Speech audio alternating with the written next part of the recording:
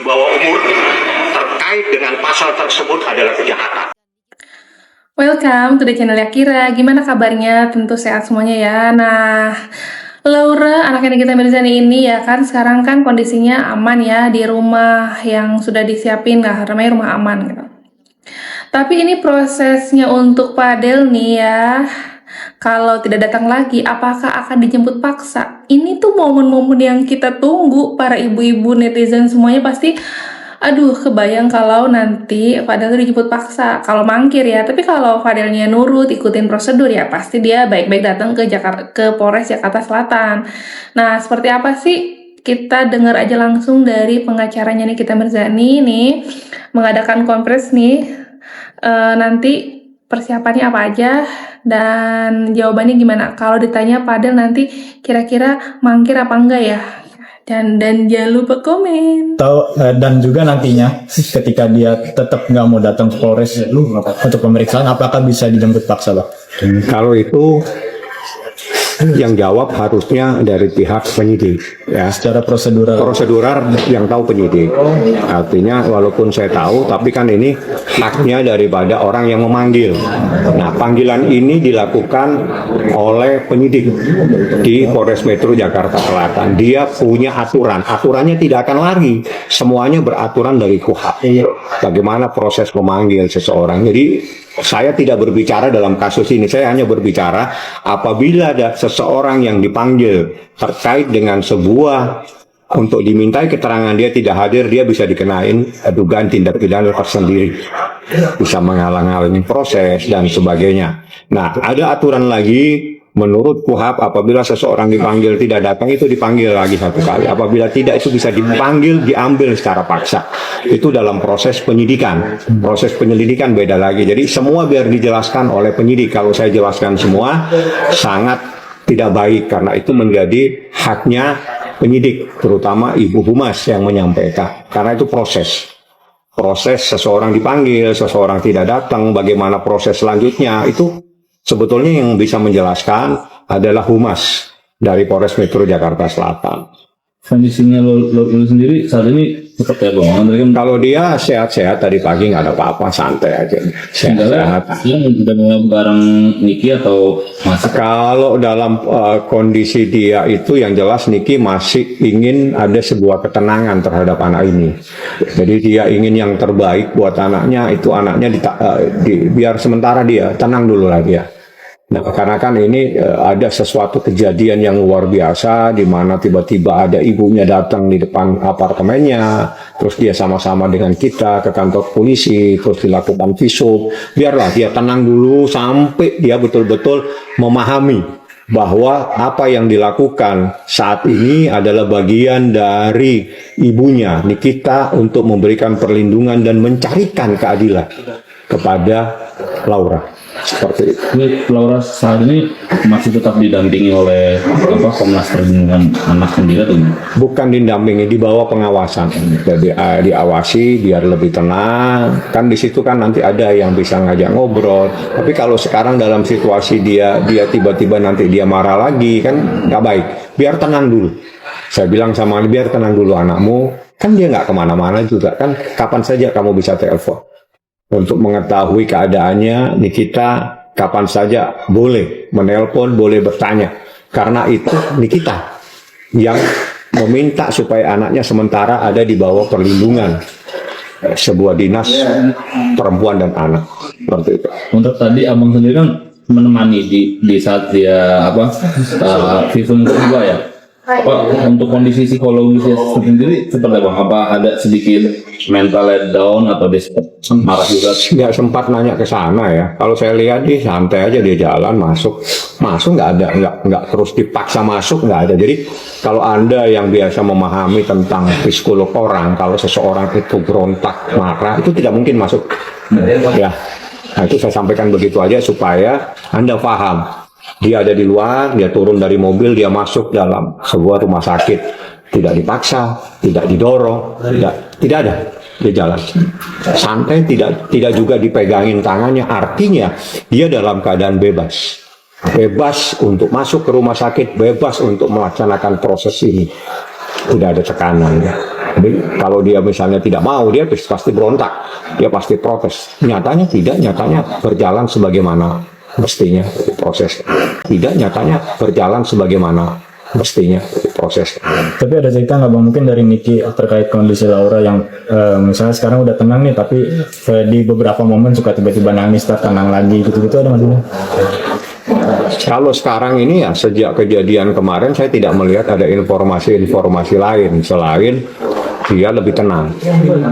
Jadi kalau Mungkin Laura sudah nerima ya, dan bagus untuk psikisnya, kondisinya jauh lebih tenang di bawah pengawasan Komnas HAM Anak. Terus Nikita Mirzani juga yang berhak lah memutuskan yang terbaik untuk anaknya. Ini langkah-langkah yang sudah tepat gitu kan, dan pengacaranya Nikita Mirzani tuh profesional banget, bilang sebaiknya nanti humas yang menjelaskan prosedurnya seperti apa, jemput paksa atau tidak untuk Fadel nih. Kalau masih mangkir nanti bisa dijemput paksa loh. Kalau masih ngeles apalagi. Wah, sementara nih di depan rumahnya udah rame, tetangganya semua diwawancarai, orang-orang pada ngambil liputan di depan rumahnya Fadel, dan sampai kakaknya klarifikasi kalau Fadelnya masih sakit guys. Apa benar? Sakitnya kenapa Fadel? Nah, kakaknya itu berani depan rumah ditanyain sama media, tapi itu juga jaraknya jauh. Coba, lucu nggak ditanyain sama media jaraknya jauh gitu kan ya. Kebayang ya, mungkin keluarganya sebenarnya pusing dengan sekarang banyak berita yang mengenai Fadel gitu kan ya, tekanan sana sini lah gitu. Tapi ini Fadelnya emang bikin ulah ya kan, kenapa berani sama anak Nikita Mirzani itu tuh kenapa? Apa karena demi bangun rumah yang digadang-gadang katanya rumahnya itu hasil dari uang yang diambil dari Loli, atau Lolinya berbaik hati ngasih uang ke Fadel gitu kan ya. Karena kan mirisnya tuh katanya Laura ini tuh di brainwash lah, apa sampai berani ngelawan Nikita Mirzani. Itu kan tindakan yang contoh nggak baik lah untuk anak masih di bawah umur ya, ngelawan ibunya. Apalagi sampai dewasa pun kita nggak boleh yang namanya melawan sama kedua orang tua. Itu kan udah harga mati, nggak boleh ngelawan sama orang tua. Apapun itu yang terjadi, kalau bisa caranya baik-baik, caranya baik-baik. Ini nih Laura tuh kenapa jadi keras, kenapa sikapnya berubah, itu yang sampai Nikita Mirzani itu menyiapkan tindakan seperti ini. Akhirnya dilaporkanlah si Fadel ya kan, dikumpulkan semua bukti visum dan lain-lain, terus si Lauranya diamankan, handphonenya disita. Itu tuh karena Laura tuh ibaratnya lagi perbaiki lah secara mentalnya, fisiknya dan lain-lain di bawah perlindungan Komnas HAM Anak. Itu tuh udah tindakan yang bijak lah sebagai seorang ibu. Biar nggak penasaran, kita lihat aja seperti apa sih orang ini kayaknya wawancara sama kakaknya Fadel di depan rumahnya tuh. Gemes dilihatnya, bentar ya. Abang aja bang, sedikit Abang kan Bang Rasmannya kan di Malaysia. Sedikit biar aja ngasih Bang. pangsiur mungkin aja dari bang Abang. pemberitaannya. Iya, kita nggak bisa karena tadi gua Om Ratman juga telepon kan, jadi kalau mau langsung aja ke Om Ratman timnya. Biar nggak cover botset bang. Iya, itu aja sih ya. Sorry ya, Bang. Bang, sakit apa nih? Sakitnya sakit apa Bang? Ya enggak, dia nggak enak badan lagi mual lagi sama. Udah berapa hari mungkin? Ya baru 2-3 hari yang lalu lah. Dirawat atau di rumah bang? Di rumah. Oh, Ya, nggak dirawat Bang, tapi udah ke dokter, katanya surat dokternya belum ada. Udah, thank you ya. Ya, makasih Bang. Dengan Bang siapa Bang? Bang, abang Fadel. Martin apa Bintang ini? Coba lihat. Ke Martin ya? Aduh, Fadel. Tanyain tuh, nggak tahu itu siapanya. Abangnya. Ya, seperti itulah pernyataan dari Abang Fadel Bajide. Kami kan banyak liput nih depan Kabarnya, rumahnya Fadel. Fadel Bajide sakit dan saat ini ada di rumah, nggak bisa kemana-mana. Terima kasih, hanya itu yang bisa sampaikan informasinya. Tapi berani juga ya untuk kakaknya ini bisa jelasin di depan gitu ya sama wartawan. Boleh. Semoga Fadel cepat sembuh ya, dan siap ke kantor Polres untuk memberikan keterangan ya, sama tim penyidiknya juga memang belum sih. Nanti mungkin dipanggil lagi kan. Kalau tadi wartawan tanya ke pengacara Nikita Mirzani di konferensi pers kemarin itu, mengenai kalau Fadil nanti mangkir dijemput paksanya seperti apa, dan pengacaranya tetap profesional. Nanti biarkan penyidik dari Polresnya aja yang tahu caranya, prosedurnya itu seperti apa ya kan. Yang penting dari sisi Laura sudah dalam kondisi tenang, baik, diawasi juga sama Komnas HAM anak gitu kan. Itu udah tindakan dari Nikita Mirzani udah sesuai lah sebagai ibu. Dan ini untuk update-nya Laura yang selanjutnya adalah ada wartawan yang tanya lagi kayak gini.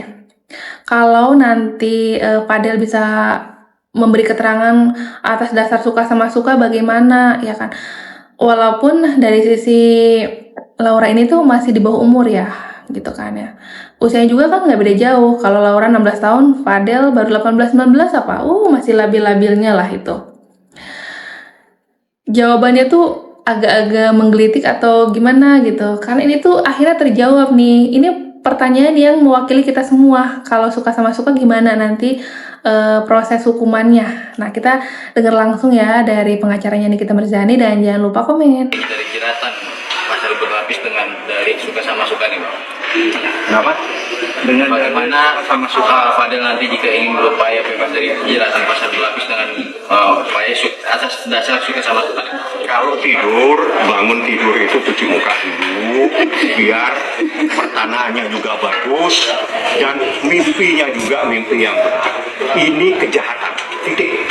Tidak ada persoalan lain dalam perkara ini selain adanya sebuah kejahatan terhadap anak di bawah umur. Ya, tidak ada sesuatu yang lain. Apapun yang diperbuat oleh seseorang terhadap anak di bawah umur terkait dengan pasal tersebut adalah kejahatan. Ya, titik. Tidak ada yang lain. Makanya kalau mereka selalu ingin mimpi bangun tidur yang benar supaya mimpinya bagus, cuci muka yang benar supaya bisa menyampaikan mimpi bagus, cuci muka yang benar supaya bisa menyampaikan mimpi itu dengan cara yang benar. Ingat, ini kejahatan, ini tindak pidana kejahatan. Seorang yang melakukan kejahatan terhadap anak di bawah umur, ancamannya 15 tahun. Ancaman 15 tahun, Fadil apakah siap nanti 15 tahun dapat hukuman kalau terbukti dari hasil visum sampai lainnya? Ini kejahatan yang dimaksud sama pengacara Nikita Mirzani. Tegas, profesional, perkataannya tuh pokoknya gitulah. Seorang pengacara pasti bisa tahu lah gitu kan ya. Makanya Fadil kayaknya lagi down mentalnya, sakit. Tadi katanya nggak enak badan, apa demam atau gimana. Masa lebih dari 3 hari ya kan. Fadil kalau nanti Jumat nggak datang lagi gimana? Apa siap dijemput paksa juga? Kasian kan orang tuanya. Fadil juga pasti kepikiran kalau anaknya nanti pakai baju oren ya. Makanya jangan berani-berani sama anak Nikita Mirzani ya kan. Dan itu kelewat batas. Mana Lauranya waktu itu usianya benar-benar masih labil, masih 16 tahun ya kan.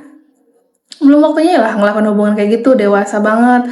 Sampai yang paling parah tuh sebenarnya sangat disayangkan adalah Laura terlalu berani dengan kata-kata kasarnya ke Nikita Mirzani. Itu ibu yang melahirkan, mau gimana pun harga mati ibu yang melahirkan tidak boleh dibentak-bentak, apalagi ditantang-tantangin gitu kan. Pasti yang tahu Nikita Mirzani sama Laura di media, di salah satu platform gitu kan, wah meledak-ledak deh dia kalau soal ngomongin tentang ibunya Nikita Mirzani. Itu kan jadi contoh yang gak baik buat generasi sekarang ataupun ke anak-anak yang lain ya. Jangan sampai kita punya anak yang nadanya tinggi sama ibunya, itu tuh sakit. Kita perempuan kalau kita punya anak terus kita dimarahin sama anak tuh gimana rasanya? Sakit, sedih, say gitu kan. Gak bisa, pokoknya harga mati ibu yang melahirkan gak boleh dibentak-bentak. Nggak bisa. Dah gitu aja. Makasih udah nonton channel Yakira. Kurang lebihnya mohon maaf. Siap-siap nanti lihat Fadil pakai baju oren. Pantengin terus di channel Yakira ya. Penasaran nanti Jumat ketemu Jumat Fadil diperiksa nggak ya sama penyidik polisi. Aduh, ini bener-bener panas. Penasaran gimana endingnya ya. Dan bye.